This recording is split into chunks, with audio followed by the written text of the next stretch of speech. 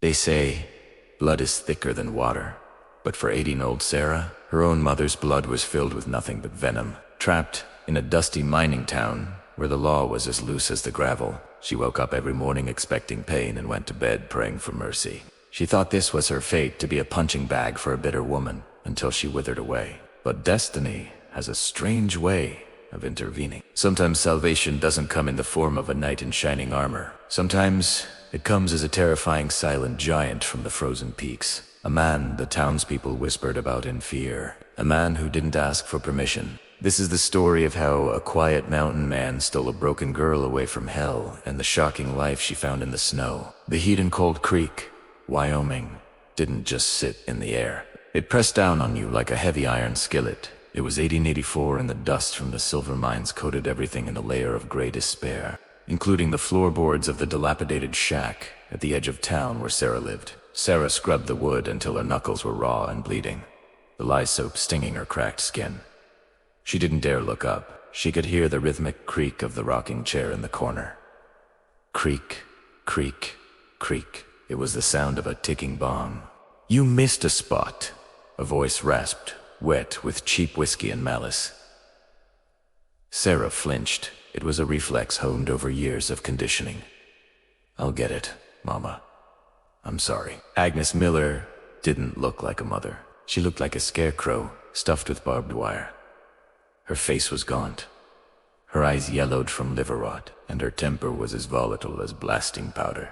She stood up the rocking chair, groaning in relief, and walked over to where Sarah was on her knees. Without a word, Agnes kicked the bucket of gray water. It tipped, soaking Sarah's tattered calico dress and flooding the spot she had just dried. "Look at you." Agnes spat her voice, trembling with a hate that seemed to have no origin other than her own misery. "Clumsy, useless, just like your father was before the mine collapse took him. You think scrubbing a floor pays for the roof over your head? Does it pay for my medicine?" "No, Mama," Sarah whispered, staring at the spreading puddle. "Get up," Agnes hissed. She grabbed a handful of Sarah's hair, yanking her to her feet. Sarah bit her lip to keep from screaming. She had learned long ago that screaming only made the beatings last longer. "Go down to Holloway's general store. Old man Holloway says he needs deliveries done. Don't you come back without $2 or a bottle of rye. If you do, well, you know where the belt is." Sarah scrambled out the door, the screen slamming shut behind her. The harsh sun blinded her for a moment, but it was a welcome relief from the darkness of the shack. She wiped a tear from her cheek, leaving a streak of dirt, and hurried toward the center of town. Cold Creek was a mean place, filled with mean men. Miners with soot-stained faces watched her pass, their eyes lingering in ways that made Sarah pull her shawl tighter around her shoulders. She kept her head down, focused on the dusty boots of the people she passed. She entered Holloway's general store, the bell above the door jingling cheerfully, a sound that felt like a lie. Mr. Holloway was behind the counter weighing a sack of flour. He was a decent man, but in Cold Creek, decency was often overruled by cowardice. He saw the bruise blooming on Sarah's jawline, distinct and purple. But he looked away, shuffling his papers. "Afternoon, Sarah," he mumbled. "Your mother sent you." "Yes, sir. She said you might have work." Holloway sighed, rubbing his bald head. I ain't got much today." Business is slow since the vein in Sector 4 dried up. Sarah's heart hammered against her ribs. If she went back empty-handed, Agnes wouldn't just use the belt. She'd use the fire poker. Panic rose in her throat like bile. "Please, Mr. Holloway. Anything. I can sweep the loading dock. I can organize the back room. Please." Holloway looked pained. He reached under the counter and pulled out a single silver dollar. "It's charity, Sarah. Take it and go. I can't have her coming down here screaming like a banshee again." It wasn't enough. A bottle of rye cost $1.50. Sarah stared at the coin, her hands shaking. Suddenly, the light in the store dimmed. Someone had walked in, someone big. The atmosphere shifted instantly. The idle chatter of two miners by the stove died out. Even the flies seemed to stop buzzing. Sarah felt a chill run down her spine that had nothing to do with the winter wind. She turned slowly. Standing in the doorway was a mountain, He had to be 6'4", maybe taller. He wore furs that looked like they had been ripped off the animals by bearskin wolf pelt. His boots were heavy leather, caked in mud from the high trails. A beard thick and dark as a moonless night covered half his face, and a hat pulled low shadowed his eyes. But Sarah could feel them piercing, assessing. This was Silas Thorne. They called him the Bear of Blackwood Ridge.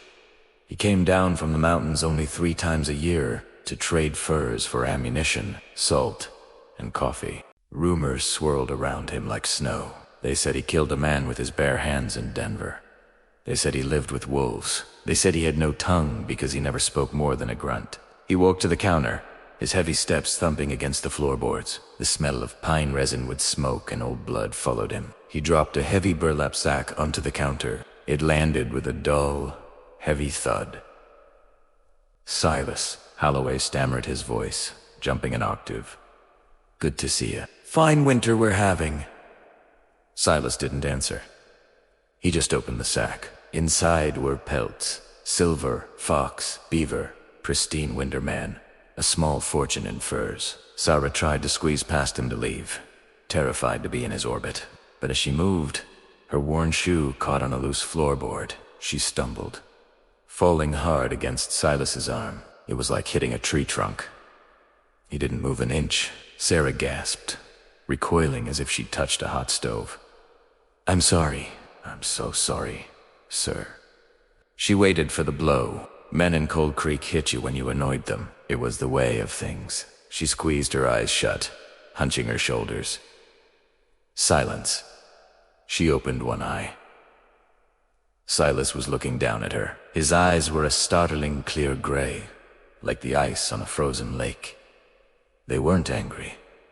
They were curious. His gaze dropped to the bruise on her jaw, then to her raw red knuckles, and finally to the trembling fear in her posture. He looked back at Holloway. His voice was a deep rumble, like thunder rolling through a canyon. "Who is she?" Holloway swallowed hard. That's Sarah, Agnes Miller's girl." Silas looked back at her. For a terrifying second, Sarah thought he was going to hurt her. Instead, he reached out a hand. The hand was massive, scarred, and calloused. He didn't grab her. He just held it there, palm up, waiting. Sarah stared at the hand, slowly trembling. She placed her small, battered hand in his. He pulled her upright with effortless strength. "Go home," Holloway whispered to her, trying to diffuse the tension. "Take the dollar." Sarah clutched, the coin tears springing to her eyes. "It's not enough," she whispered more to herself than him. "She'll kill me." Silas froze, his head tilted slightly like a predator, hearing a twig snap. "Who will?" Sarah looked up at him, her voice barely a squeak. "My mother." Silas stared at her for a long, uncomfortable moment. Then he turned back to the counter. He pushed the pile of expensive furs toward Holloway. "Store credit," Silas grunted. "Of course, Silas. That's over $200 in credit. What do you need?" "Ammo? Flour? No." Silas turned his body, completely blocking Sarah's path to the door. The air in the room felt electric. He looked down at her, his expression unreadable beneath the beard and the shadow of his hat. "Take me to her," Silas said. Sarah's eyes widened. "To Mama." "Yes." "Why?" Silas adjusted the heavy Bowie knife, strapped to his hip. "Because I have business to discuss." He didn't wait for her to lead the way. He walked out the door, the bell jingling violently. He stood on the porch, waiting. Sarah felt a wave of nausea. Bringing Silas Thorne to her house was like inviting a thunderstorm into a paper cup, but she had no choice. She walked past him, Erhedon leading the monster, toward the other monster.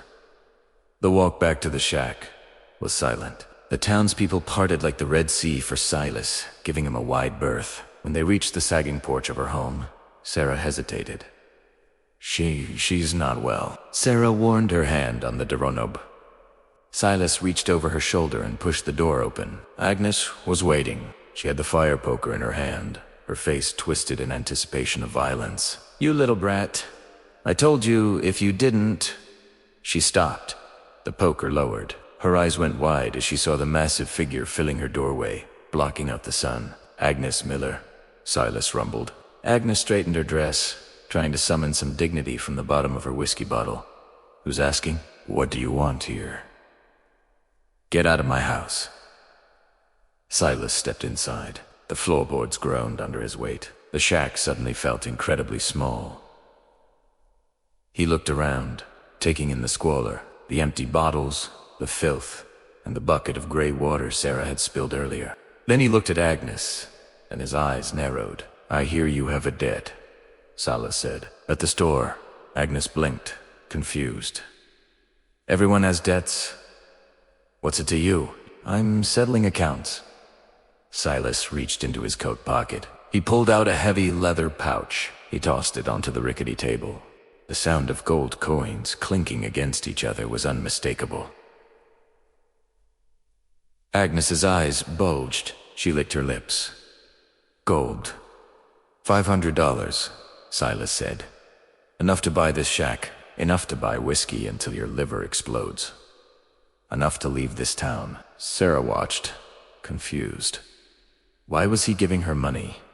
Was he an angel? What do I have to do? Agnes asked, her voice greedy and low. She stepped toward the table, reaching for the bag. Silas's hand slammed down on the pouch, stopping her. You don't have to do anything, Silas said, his voice cold as the grave. But I'm taking something. Take it, Agnes laughed, eyeing the gold. Take whatever you want. The furniture, the land. Silas slowly lifted his finger and pointed. Not at the furniture, not at the land. He pointed at Sarah. Her. The room went dead silent. Sarah stopped breathing. Agnes looked at Sarah, then back at the gold. A twisted, cruel smile spread across her face. There was no hesitation, no maternal instinct, just calculation. 400, Agnes cackled. Take her! She eats too much anyway. She's useless. Clumsy hands. Sarah felt her heart shatter. She knew her mother didn't love her, but to be sold like a mule. In seconds, Silas didn't smile. He didn't look triumphant. He looked disgusted. He took his hand off the gold. Done, he said. He turned to Sarah. Pack your things. Whatever you can carry. But Sarah stammered, tears streaming down her face. Go where? Who are you? Silas leaned down his face, inches from hers. For the first time, she saw a flicker of something human in those gray eyes. Not warmth, exactly, but protection. Away from here, he said. Do you want to stay? Do you want the poker? Sarah looked at her mother, who was already untying the pouch of gold, not even looking at her daughter. She looked at the fire poker, then she looked at the mountain man. It was a choice between a known hell and an unknown terror. Sarah ran to her corner of the room. She grabbed her thin shawl, a comb, and a small faded photograph of her father. She wrapped them in a spare dress. It took less than a minute. She owned nothing. I'm ready, she whispered. Silas nodded. He turned to Agnes one last time. If I ever see you near her again, Silas said, his voice dropping to a whisper that shook the walls. I won't bring gold next time. He placed a hand on Sarah's back, gentle, firm, and guided her out of the shack. They stepped into the blinding afternoon sun. Sarah didn't look back. She couldn't. She climbed onto the bookboard wagon he had waiting at the edge of town. As the horses started to move, heading not toward the mines, but up toward the imposing snow-capped peaks of Blackwood Ridge, Sarah realized something terrifying. She belonged to the bear now. And as the town of Cold Creek faded into the dust behind them, she wondered if she had just made the biggest mistake of her life. The wagon rattled over stones that seemed determined to shatter the wheels. Every jolt sent a spike of pain through Sarah's thin frame, but she remained rigid, her hands gripping the wooden bench until her knuckles turned white. They had been climbing for 4 hours. The air had shifted from the dusty, suffocating heat of Cold Creek to a biting, thin chill that tasted of pine needles and snow. Silas sat next to her, a looming wall of fur and silence. He handled the reins with an easy, terrifying competence. He hadn't spoken a word since they left the town limits. Not one. Sarah's mind was a whirlwind of terror. In Cold Creek silence, from a man usually meant he was building up a temper. She kept waiting for the backhand. She kept waiting for him to pull the wagon over into a copse of trees and demand what he had paid for. $500 was a fortune. It was more money than Sarah had ever seen in her life. Why would a man pay that much for a scrawny, bruised girl unless he had dark intentions? As the sun began to dip behind the jagged peaks of the Blackwood Ridge, casting long purple shadows across the trail, the temperature plummeted. Sarah was still wearing her thin calico dress and the threadbare shawl. She started to shiver. At first, it was a subtle trembling, but soon her teeth began to chatter uncontrollably. Silas pulled on the race. Whoa. The horses came to a halt on a narrow ridge overlooking a vast darkened valley. The wind howled here, unimpeded by trees. Sarah flinched as Silas turned toward her. This is it, she thought. This is where it happens. Silas reached behind the seat. He pulled out a heavy wool blanket, thick and smelling of wood smoke. He didn't toss it at her. He leaned over and wrapped it around her shoulders. His large hands lingered for a second near her neck, adjusting the fold so it covered her throat. Sarah squeezed her eyes shut, holding her breath. Breathe, Silas grunted. She opened her eyes. He was looking at her, his brow furrowed. You're shaking. I'm fine, sir, she lied, her voice trembling. Don't lie to me, he said, stern, but not shouting. And don't call me sir. My name is Silas. He reached into a saddlebag and pulled out a strip of dried venison. He handed it to her. Eat. We have another 2 hours before we reach the cabin. The horses can't take the steep trail in the dark, so we walked the last mile. Sarah took the meat. She was starving. She hadn't eaten since yesterday morning, but fear clamped her stomach shut. She took a small nibble, watching him. He took a swig from a canteen and stared out at the horizon. Why? She whispered. The word slipped out before she could stop it. Silas didn't look at her. Why? What? Why did you buy me? Silas turned his head slowly. The wind whipped his dark beard. I didn't buy you, Sarah. I paid a ransom. It's the same thing, she said, a sudden spark of bitterness cutting through her fear. I'm just property. First Mama's, now yours. Silas looked at her, his gray eyes darkening. For a moment, she thought she'd pushed him too far. He leaned in close, his voice low and rough like gravel sliding down a mountain. You think you're property? He gestured to the vast wilderness around them. Out here there is no property. There is only survival. You were dying in that house. I saw it in your eyes. You were already dead. And what do you want from me? She asked, her voice breaking. Silas looked away, cracking the reins to get the horses moving again. I want you to live. That's all. They rode in silence until the trail became too rocky for the wagon. Silas stopped and unhitched the horses. He loaded supplies onto their backs, moving with efficient strength. Walk behind the bay mare, he instructed. Step where I step. There are crevices in the snow, hidden by the drifts. You fall in, you don't come out. The hike was brutal. The snow was knee deep in places. Sarah's worn shoes were instantly soaked. Her feet went numb within minutes. She struggled to keep up with Silas's long strides. He moved like a ghost, barely disturbing the snow while she floundered. Twice, she fell. The first time she scrambled up before he could notice. The second time, her foot caught on a buried root, and she went down hard, twisting her ankle. A cry of pain escaped her lips. Silas stopped instantly, at Tharnet back, seeing her crumpled in the snow. He didn't yell. He walked back to her, crouched down, and without asking, scooped her up into his arms.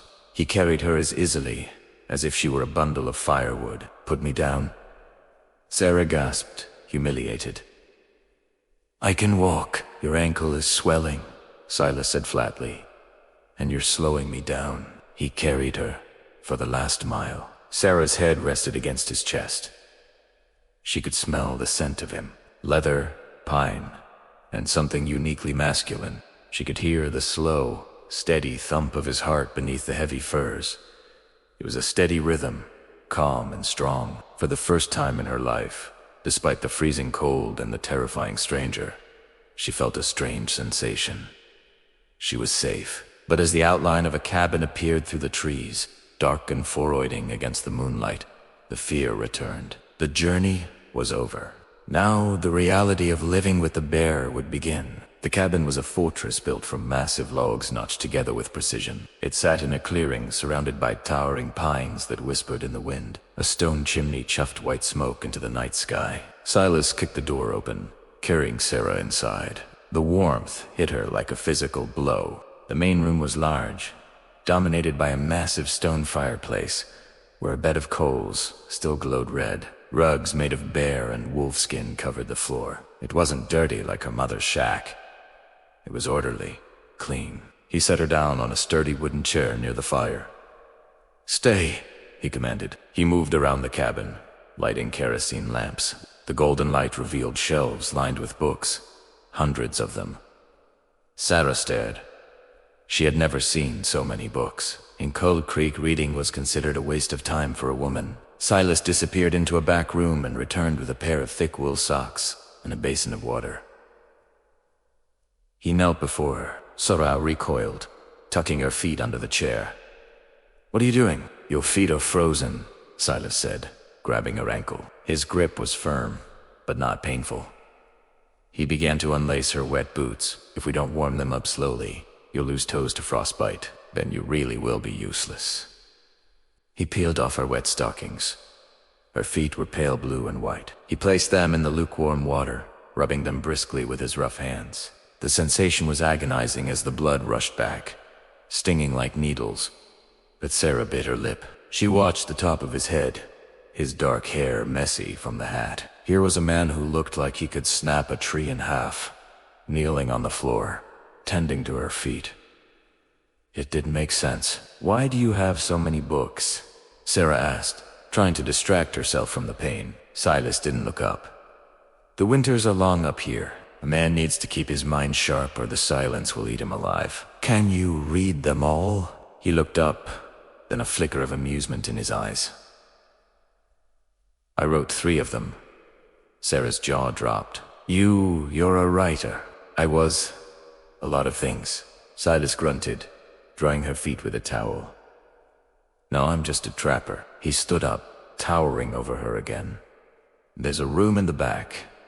It's yours. There's a dress on the bed it belonged to. Someone else. It should fit you better than those rags." Sarah limped to the door he pointed to. She opened Italiano. Inside was a simple room with a narrow bed, a washstand, and a window looking out into the forest. On the bed lay a dress of blue wool, thick and high quality. She changed quickly the warm fabric, feeling like luxury against her skin. But as she smoothed the skirt, she felt something hard in the pocket. She reached in and pulled out a silver locket. She opened Italiano. Inside was a tiny geria picture of a beautiful woman with laughing eyes holding a baby. Sarah snapped it shut, her heart racing. Who was she? Where is she now? Did Silas kill her? Was that why he was hiding on a mountain? The stories in town said he was a monster.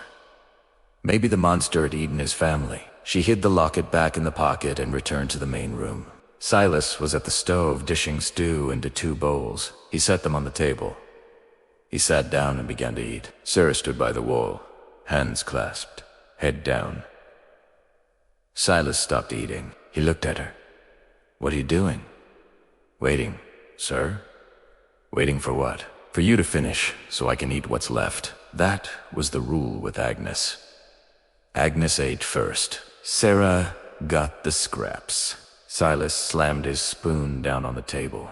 The noise made Sarah jump a foot in the air. "Sit, little," he roared. Sarah scrambled to the chair opposite him and sat shaking. Silas took a deep breath, running a hand over his face. He looked exhausted. "Sarah, listen to me closely. I am not your mother. You do not eat scraps. You do not wait. You sit at this table and you eat until you are full. Do you understand? Yes, she whispered.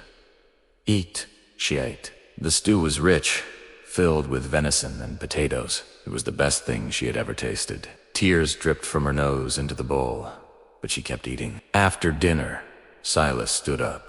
I sleep in the loft, he said, pointing to a ladder. You sleep in the room. There is a bolt on the door. He walked over to the bedroom door and tapped the iron bolt. It's on the inside, Silas said, looking her in the eye. You lock it. No one comes in unless you open it. Not even me. Sarah stared at the lock. A lock on the inside.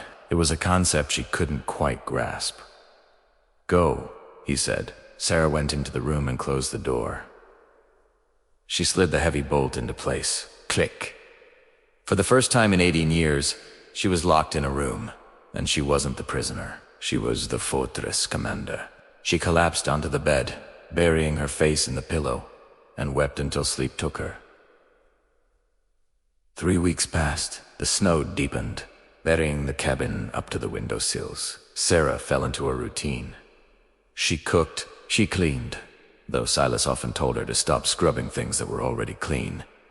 And she read. Silas was a ghost in his own home. He left before dawn to check his trap lines and returned after dark, smelling of cold air and musk. They barely spoke, but the silence wasn't angry anymore. It was companionable, but the mystery of the locket burned a hole in Sarah's pocket. She wore the blue dress every day, and every day she touched the silver medal, wondering about the woman with the laughing eyes. One evening, a blizzard struck. The wind howled like a banshee, shaking the sturdy timbers of the cabin. Silas had come home early, sensing the storm. He sat by the fire, whittling a piece of hickory wood. Sarah sat opposite him, mending one of his shirts. She couldn't hold it in anymore. Who is Clara? The knife in Silas's hand slipped. He didn't cut himself, but he gouged a deep scar into the wood. He stopped whittling. The air in the room grew heavy. Where did you hear that name? He asked, his voice dangerously low. I found a name inside the dress, stitched into the collar and the locket in the pocket. Sarah pulled the locket out and placed it on the table. Silas stared at the silver object as if it were a poisonous snake.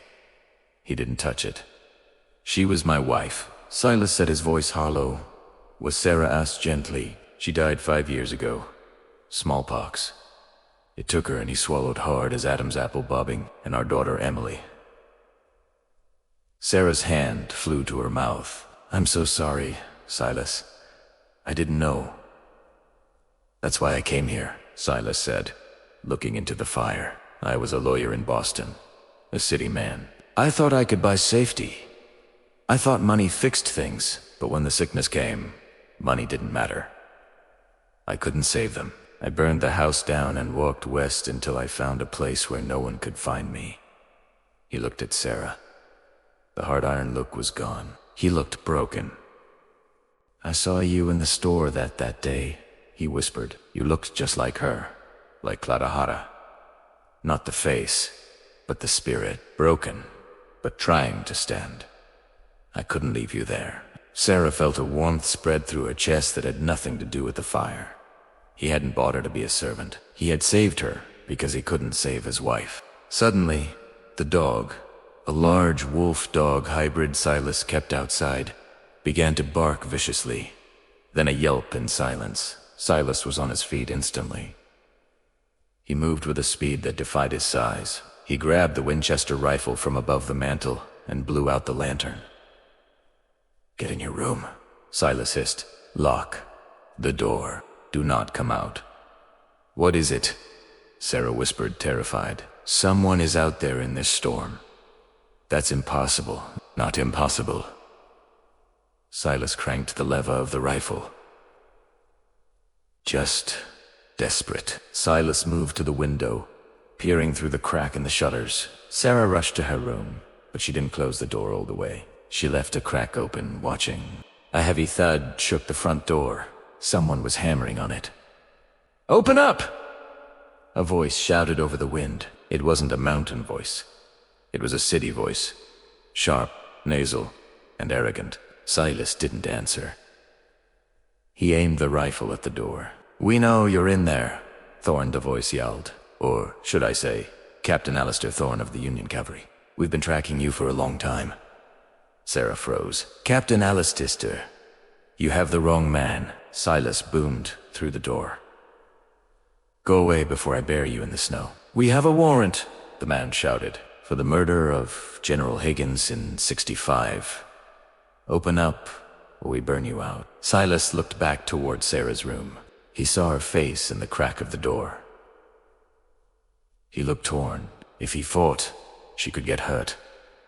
If he surrendered, he would ang. "Sarah," he whispered,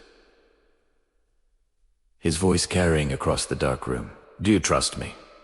Sarah hesitated. She thought of the gold he paid, the warm socks, the lock on the inside of the door. "Yes," she whispered back.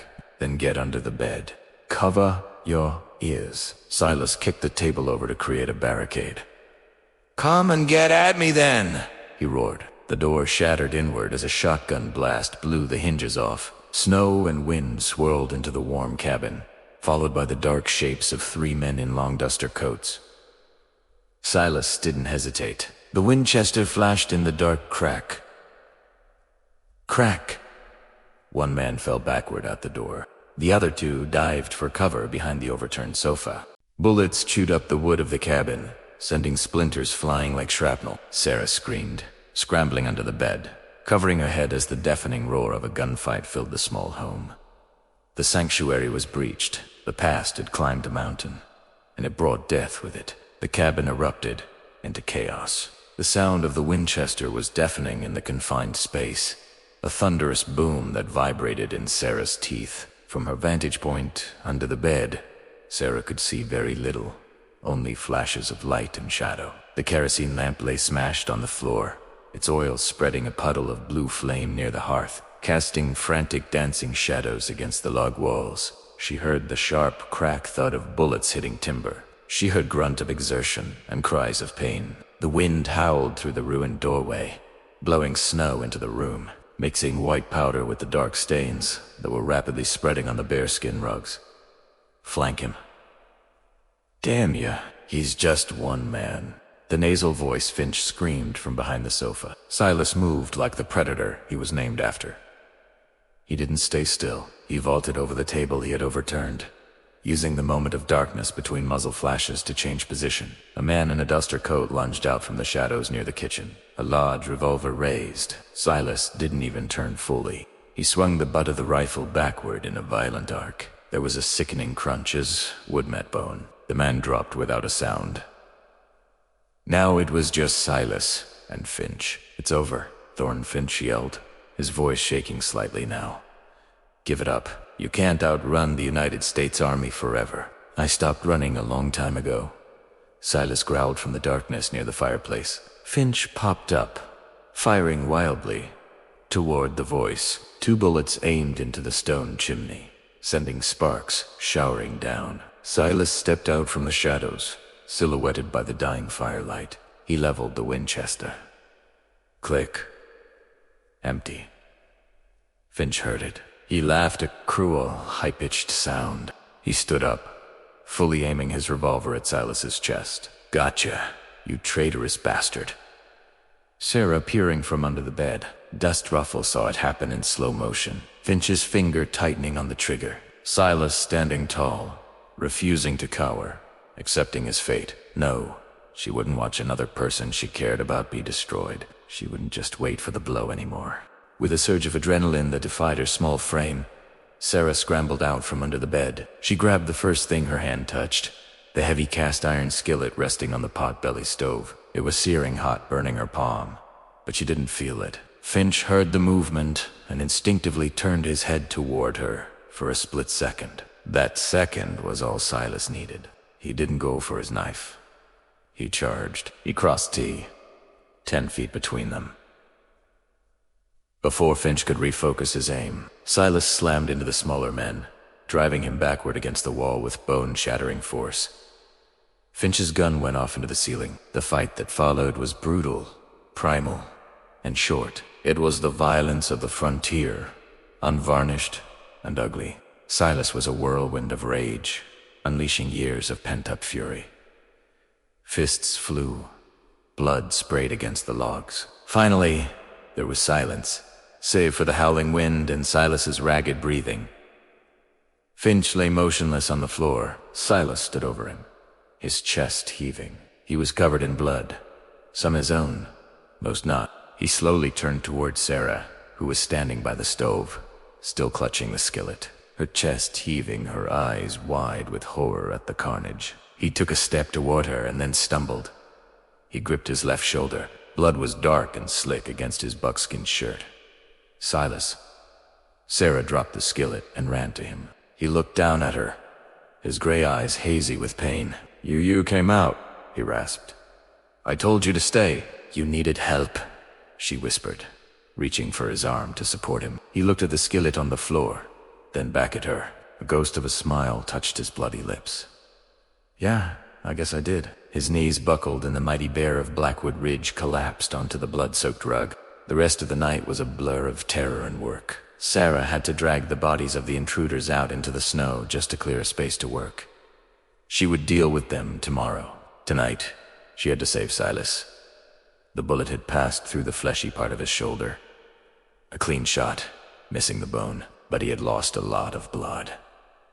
Sarah went to work. The years of tending to her mother's drunken injuries, the cuts from broken bottles, the burns from falling against the stove had given her a grim education. She heated water to her strips from her old calico dress for bandages, and used Silas's whiskey to clean the wound. He woke up as she was pouring the alcohol onto the raw flesh. He hissed through clenched teeth, his whole body rigid, but he didn't cry out. Drink some, she commanded, holding the bottle to his lips. He took a long pull, his eyes never leaving her face. He watched her work, his gaze intense and assessing. When she was finished tying off the bandage, he leaned back against the pillows she had piled on the floor near the fire. The cabin was a wreck. The door was propped shut with a table wind whistling through the cracks. The smell of copper and death hung heavy in the air. Captain Alistair Thorne, Sarah said quietly, throwing a bloodied rag into the fire. It's a strong name. Silas closed his eyes. It's a dead man's name. They said you murdered a general. I executed a war criminal. Silas opened his eyes, and the pain in them was deeper than the bullet wound. It was 1865. Only weeks left in the war. We came upon a Confederate encampment in Tennessee. They had already surrendered, mostly wounded boys and old men. General Higgins, he had a hatred in him that the war had twisted into madness. Silas stopped taking another drink of whiskey. His hand was shaking. He ordered us to fix bayonets. He ordered us to wipe them out. To save the Union, the cost of feeding prisoners. Silas looked at Sarah, pleading for her to understand. I refused. I told my men to stand down. Higgins called it mutiny. He drew his pistol on me. He was going to shoot me down in front of my own troop. So, you shot first, Sarah whispered. I put a bullet between his eyes. Silas said flatly, it was justice. But in the army, killing a superior officer is murder, no matter the reason. I didn't wait for the court-martial. I ran. I changed my name. I met Clarara in St. Louis, and I thought I had escaped. He looked around the ruined cabin at the life he had built to hide in. But you can't escape blood. It always finds you. He tried to sit up, grimacing. Sarah listened to me. Finch didn't come alone. There will be others. The army doesn't forget. They know where I am now. What are we going to do? She asked. Not we, Silas said, his voice hardening again to that iron tone he used when they first met. Me. Tomorrow, I'm riding down the mountain. I'll surrender at the nearest fort. Sarah felt cold ice flood her veins. Surrender. They'll hang you. If primera está, Ihiri, they'll siege the mountain. They'll burn this cabin down around our ears. If they find you with me, they'll try you as an accessory. I won't let that happen. I bought your life back, Sarah. I'm not going to be the reason you lose it again. He was doing it again. sacrificing himself, first for his men, now for her. He was a man who believed his only value lay in dying for others. Sarah stood up. The meek girl who scrubbed floors in Cold Creek was dead. She had died the moment she stepped out from under that bed with the skillet in her hand. "No," she said. Silas blinked, confused. "What did you say?" I said. "No, you are not going down that mountain." The dawn didn't break over Blackwood Ridge. It bled into the sky. A bruised purple light filtered through the shattered door of the cabin, illuminating the devastation of the night before. The wind had died down, leaving a silence so heavy it pressed against the eardrums. Inside, the air was cold enough to see. Sarah sat at the small kitchen table, her hands wrapped around a tin cup of coffee that had gone lukewarm. She hadn't slept. Every time she closed her eyes, she saw the muzzle flash of the shotgun or the spray of blood against the logs. Silas was moving. He was pale, his skin the color of old parchment, and sweat beaded on his forehead despite the freezing temperature. The bullet wound in his shoulder had stopped bleeding, but the movement of his arm was stiff and guarded. He was packing. He moved with a grim mechanical determination. He wasn't packing for a trip. He was packing for a funeral. "You should eat," Silas said, his voice rougher than usual. He didn't look at her. He was stuffing a canvas sack with dried meat, a box of cartridges, and a small roll of gold coins. "I'm not hungry," Sarah replied. Her voice sounded strange to her own ears. Older, harder. "What are you doing with the saddlebag, Silas?" "The horses can't make it through 3 feet of fresh snow. See?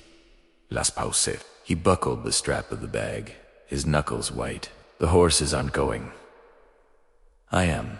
I'll walk the horses down as far as the Treine, then let them loose. I'll walk the rest of the way to Fort Larem. To surrender," Sarah said flatly. "To end it," Silas corrected.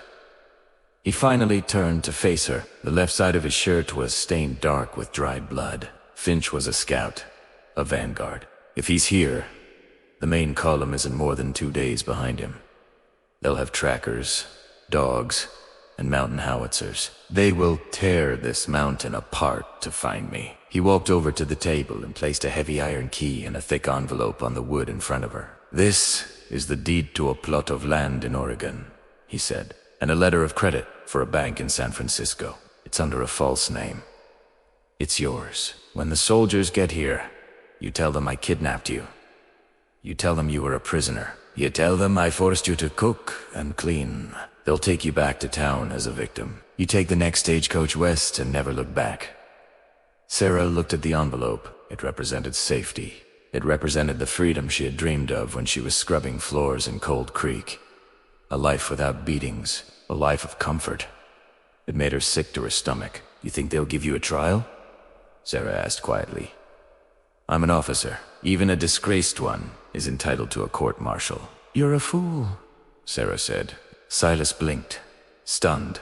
In all the weeks they had lived together, she had never insulted him. She stood up the chair, scraping loudly against the floorboards. She walked over to the corner where the body of the man named Finch still lay, covered by a rug. Silas hadn't had the strength to drag him out yet. Sarah reached down and pulled a crumpled piece of yellow paper from the dead man's duster coat. She had found it earlier while Silas was checking the perimeter, but she hadn't shown him until now. She slammed the paper onto the table next to the deed.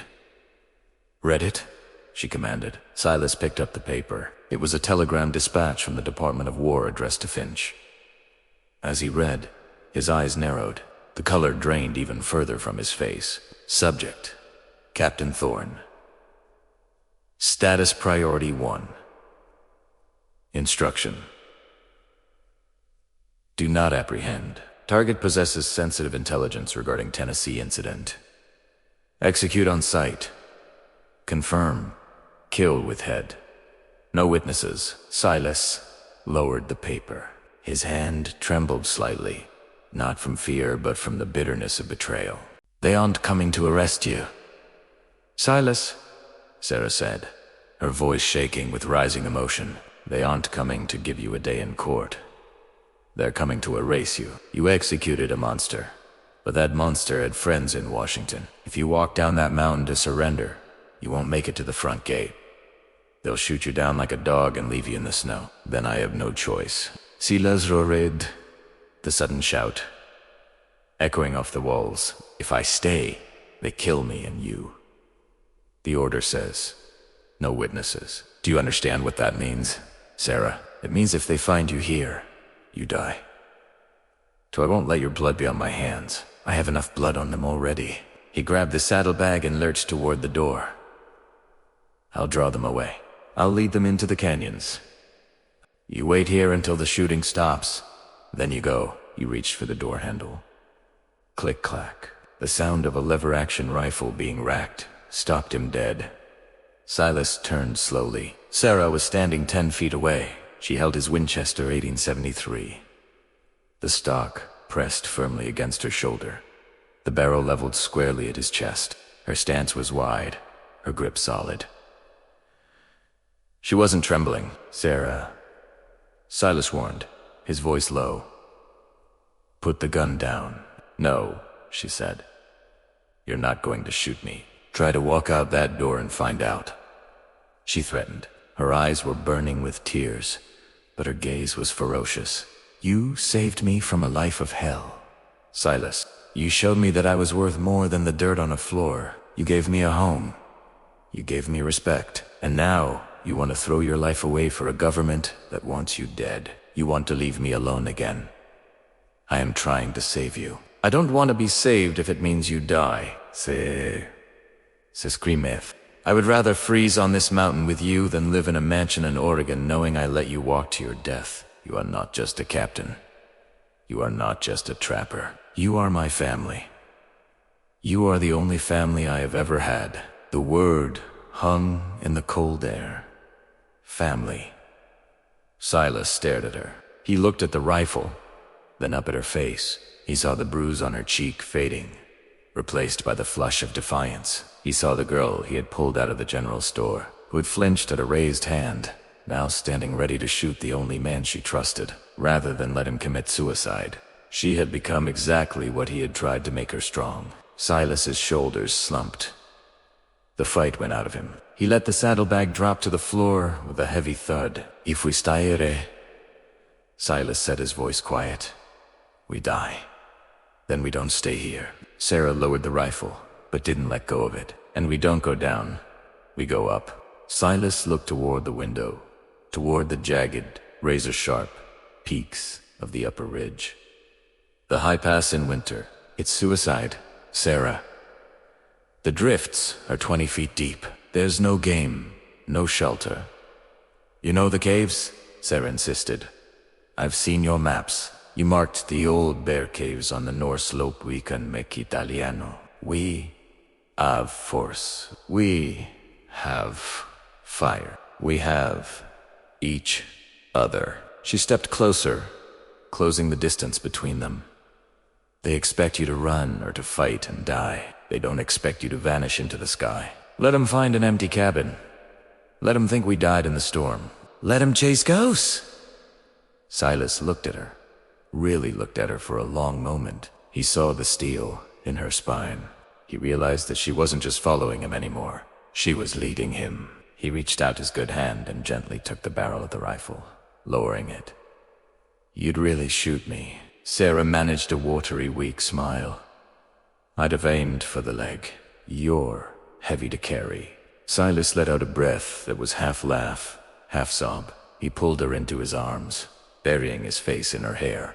He held her tight, ignoring the pain in his shoulder. For the first time in years, he didn't feel like a fugitive. He felt like a man who had something to live for. All right, Silas whispered into her hair. All right, we go up. They moved fast. There was no time for sentimentality. They stripped the cabin of everything useful. The remaining ammunition, the heavy buffalo robes, the skillet, the coffee, and the salt. Silas took the books he had written, tearing out the pages to use as kindling, leaving the covers behind. He was leaving Alcester Thorne behind. They dragged the bodies of the intruders into the root cellar and kicked the supports out, collapsing the heavy earth roof onto them.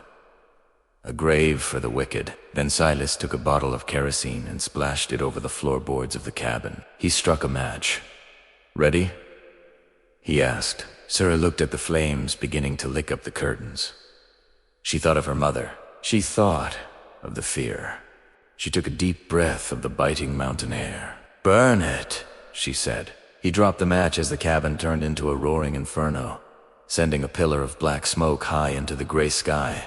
To confuse their pursuers, Sarah and Silas turned their backs on the world below. They strapped on their snowshoes and began the brutal climb toward the clouds. They were no longer a victim and a savior. They were no longer a maid and a captain, as they disappeared into the blinding white mists of the high pass, leaving no tracks that the wind wouldn't cover in minutes. They became something else entirely.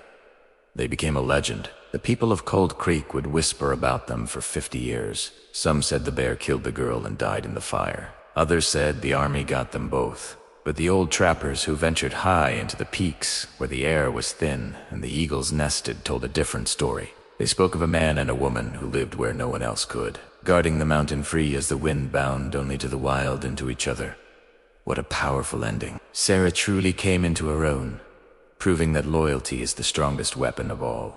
They chose a hard life, but a free one, escaping the corruption of the world below to forge their own destiny in the clouds. It's a reminder that home isn't a building. It's the person standing next to you in the fire. If this story moved you, please hit that like button. It helps the YouTube algorithm show this story to more people. Make sure to subscribe and turn on the notification bell so you don't miss our next saga. I'm thinking of doing a billionaire revenge story next, or maybe a werewolf drama. Let me know in the comments. What do you want to hear? Thanks for watching, and see you in the next